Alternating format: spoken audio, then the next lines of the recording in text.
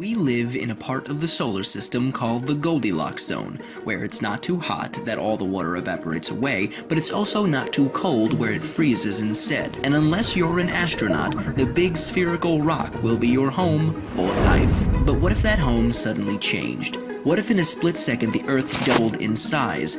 Let's assume that the density remains constant, so the mass of the Earth increased as well. How would that change things? Well, first off, gravity would be very different. The Earth would have 8 times as much mass, and gravity would be twice as strong. So if you stepped on a scale, you'd suddenly weigh twice as much as before. It would be much harder for you to walk, and you'd get tired much more easily. After all, you'd feel like you were giving another version of yourself a piggyback ride, all day, every day, which would look very funny. Over the years, human bones, especially in the legs, would have to become stronger to support this increased weight. Meanwhile, trees would start to collapse, and any new trees that grow in their place might not grow as tall. See, there's a limit for how tall a tree can grow, usually around 400 feet or so. This limit is determined by gravity, since the taller the tree is, the more energy is required to transport water from the roots to the top. If the amount of energy the tree gains from photosynthesis is more than the energy it takes to transport the water, it'll keep growing. Otherwise, it'll stop. So, if the Earth suddenly got twice as big, trees like the California redwood may not be as impressive. Luckily, even though the gravitational pull of the Earth will be stronger, it still won't be enough to break the moon apart. See, in order for that to happen, the moon would have to be within the Earth's Roche limit. This is the minimum distance the moon can approach the Earth without being torn apart by tidal forces. This happens because the near side of the moon is pulled in harder than the far side. When the moon gets close enough to the Earth, the gravity holding it together is overcome by this cosmic tug. Inside that limit, Earth's gravity will tear the moon apart,